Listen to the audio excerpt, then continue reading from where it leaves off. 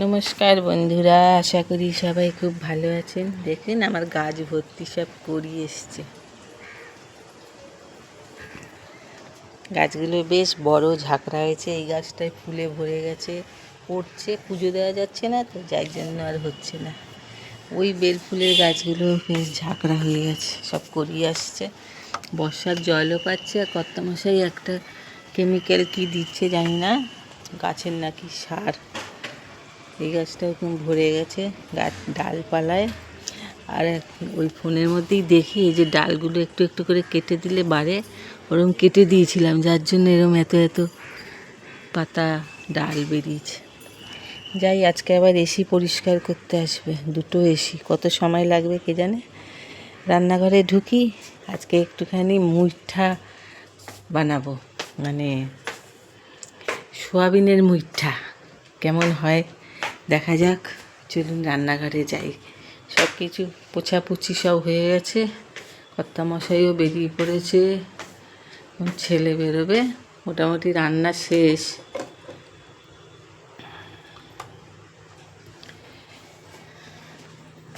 চলুন একটু মুইঠা কী করে করি দেখাই। এটাকে গরম জলে আধা ঘন্টার মতো ভিজিয়ে রেখেছিলাম, তারপরে ভালো করে চিপে নিয়েছি এবং আর সামান্য সামান্য একটু জল আছে, যেটা হলো পেস্ট করতে কাজে লাগবে। এগুলোকে পেস্ট করে নিয়ে তারপরে আসছি। একদম পেস্ট করে নিয়েছি, নিয়ে এর মধ্যে এবারে দেব স্বাদের জন্য নুন, একটু দেব এই স্বাদের জন্যই মিষ্টি, দেব একটু গরম মশলার গুঁড়ো, একটু হলুদ গুঁড়ো, একটু কাশ্মীরি লঙ্কার গুঁড়ো। আমি এই ভাজা মশলাটা করে রাখি, সেই ভাজা মশলাটা দেব, একটু আদা। আর বাইন্ডিং তো করতেই হবে, ওই জন্য দেব বেসন। আমি এই 1.5 চামচ মতো দিলাম, যদি লাগে পরে দেখা যাবে, আগে ভেজে দেখব। এবারে এটাকে খুব ভালো করে মাখিয়ে, এটা খেতে যা ভালো হয় না, মাছ মাংস সব ফেল হয়ে যাবে। আর আপনি যদি না বলেন কাউকে, কেউ বুঝতেও পারবে না এটা কিসের খাচ্ছি। নিরামিষ, একদম নিরামিষের দিনে মাংসের মতো খাওয়া হয়ে যাবে। মুইঠা খুব ভালো হয়, আমি অনেকবারই করেছি, কেউ প্রথমে বুঝতে পারে না। আজকেও ভেবেছিলাম ছেলেকে বলবো যে কি খাচ্ছিস, কিন্তু দেখে ফেলেছে যে নিউট্রিলাটা, ঠিক ধরে নেবে। এরকম করে সুন্দর করে মাখিয়ে প্রথমে আগে দুটো ভেজে দেখব, যদি মনে হয় যে ভেঙে যাচ্ছে তখন আরেকটু বেসন মেশাবো। আর সব মশলাগুলো মেশানো হলো তো, আর ভাজা মশলাটা আছে, যেটা আমি ওই গোটা জিরে, গোটা ধনে, একটু মৌরি, তারপরে তেজপাতা, গোটা গরম মশলা, শুকনো লঙ্কা ভেজে করে রাখি।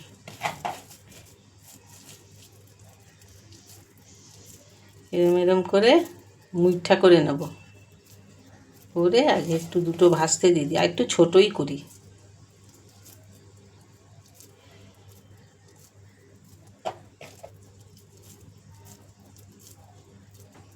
দেখি দুটোকে আগে দিয়ে, তেল এখানে গরম বসিয়ে দিয়েছিলাম, সাদা তেল।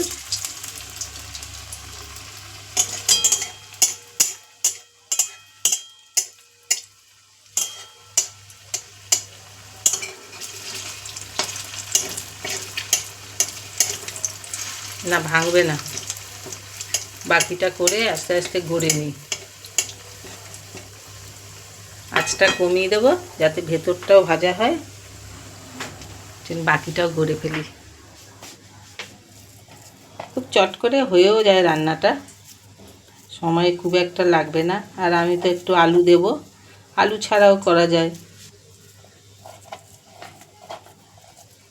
এখানে ওই কতটা আমি বুঝি না, একটা ছোট প্যাকেট এই ছিল, 100 গ্রাম বোধহয়।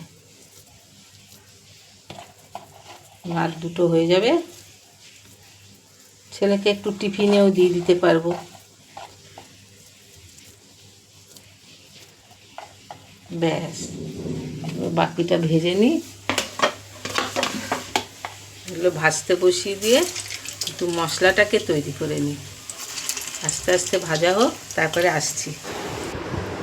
মশলাগুলোকে একটু জলে ভিজিয়ে নেব, সেই জন্য নিয়ে নিলাম একটু পরিমাণ মতো ধনে গুঁড়ো, নেব জিরে গুঁড়ো, আর তো একটু কাশ্মীরি লঙ্কার গুঁড়ো রঙের জন্য, গন্ধর জন্য দেব, আর হলুদ। এটা একটু জল দিয়ে গুলে রাখবো।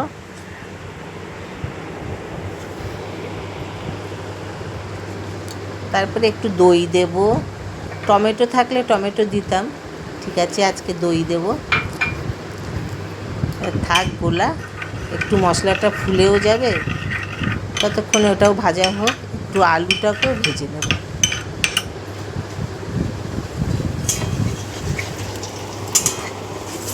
হয়ে গেছে সব ভাজা, বাকিটাও ভেজে নিয়ে এবার আলুটা এর মধ্যে একটু ভেজে নেব। তো আঁচটা এবার বাড়িয়ে দিই, ভেতর হয়ে গেছে। নিয়ে নেবো একটুখানি দই, আর একটু কাইয়ে স্বাদ বাড়াবার জন্য পোস্ত, আর একটু তিল বেটে নেব।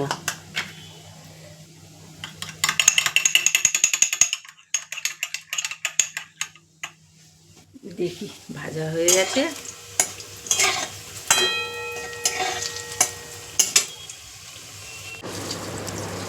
আলুটা দিয়ে দিলাম, একটুখানি আলুটা কাঁচা গন্ধটা চলে গেলে তুলে নেব।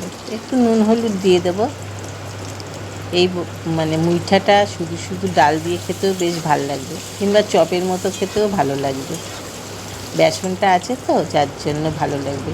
ময়দা দিলে অত কিন্তু স্বাদটা সেই মতো আসবে না, ওই জন্য বেসন দিলে ভালো লাগে। তেলটাকে কমিয়ে নিয়েছি, ফোড়নে একটু জিরে আর তেজপাতা দিয়ে দিলাম। এবার একটু আদা দেবো, আদাটা দিয়ে একটু ভালো করে নাড়াচাড়া করে নেব। কাঁচা গন্ধটা কেটে গেলে তারপরে জলে গোলা মশলাটাকে দিয়ে দেবো, দিয়ে একটু ভালো করে কষবো। এই তরকারিটা খেতে এত ভালো হয় না, খেয়ে দেখবেন বন্ধুরা, ভালো লাগবে আশা করি। রুটি দিয়ে, পরোটা দিয়ে তো ভালো লাগবে, ভাত দিয়ে তো খুবই ভালো লাগবে। তাই ভাবলাম কি করি, নিউট্রিলা দিয়ে আজকে একটুখানি নিউট্রিলার মুইঠা বানাই। মাছের মুইঠা তো হয়, চিতলের মুইঠা, কিন্তু নিউট্রিলার মুইঠাও ভালো হয়, মাছ মাংস হার মেনে যাবে। মশলাটা সুন্দর করে কষে গেছে, সুন্দর গন্ধও বেরিয়েছে। এবারে আঁচটা কমিয়ে দইটা দিয়ে দিলাম, তাহলে আবার দই ফেটে যাবে, ওই জন্য একটু ভালো করে মশলার সঙ্গে মিশিয়ে নিই। তারপরে একটু পোস্ত আর তিল আর কয়েকটা কাজু বাদামও দিয়ে দিয়েছি, ভাবলাম গ্রেভির স্বাদটাও বেশ ভালোই হবে।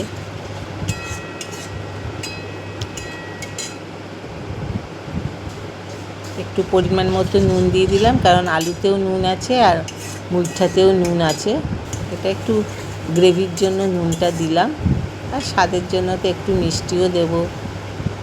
এবারে একটু পোস্ত বাটাটা দিয়ে আর একটু ভালো করে নাড়াচাড়া করে আলুটাকে দিয়ে আবার একটুখানি কষতে দেব।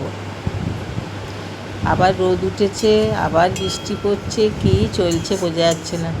ছেলে এখন খেতে বসেছে, আর এই সময় এখন বৃষ্টিটা নেমেছে। থেমে গেলেই ভালো, অফিস যাওয়ার সময় সব স্কুল যায়, অফিস যায়, এই সময় বৃষ্টিটা পড়লে বড় বিরক্তি লাগে। দুটো কাঁচা লঙ্কাও দিয়ে দিলাম। এবার ঢাকা দিয়ে দেবো, 5 মিনিট পরে আবার আসছি। খুব সুন্দর রঙ এসছে, গন্ধ বেরিয়েছে। কাজু একটু দিয়ে দিয়েছি, ফুটে ফুটে আসছে। এবারে একটু দিয়ে দেবো স্বাদের জন্য মিষ্টি, আর দেবো গরম মশলা।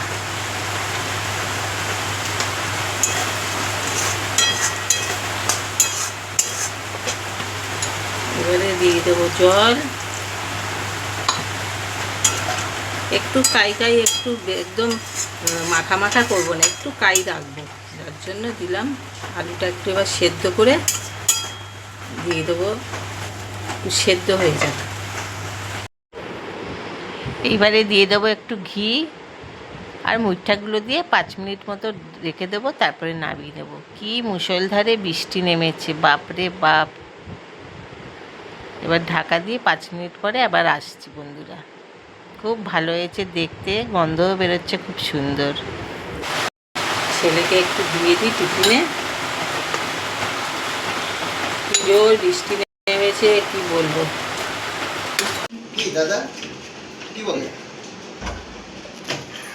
যেটা খারাপ ওটা পাল্টে দাও, হয়ে গেল।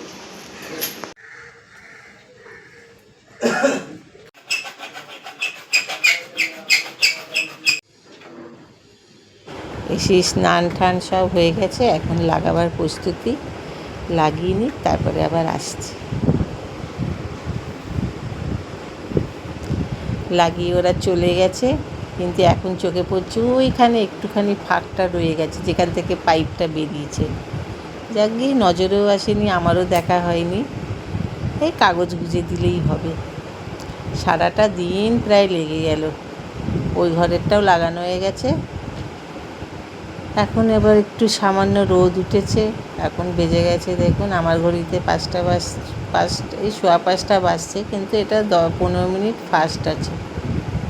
যাক গিয়ে কাজ দুটো হয়েছে, গুরুত্বপূর্ণ কাজ ছিল। এবার একটু রেস্ট নেব। ঘরদোরও একটু পরিষ্কার করে ফেলেছি, যা অবস্থা ছিল বাপরে, করে ঠরে এবারে কোমরের আর জোর নেই। এবার একটু রেস্টের জন্য এবারে ঘরে ঢুকি।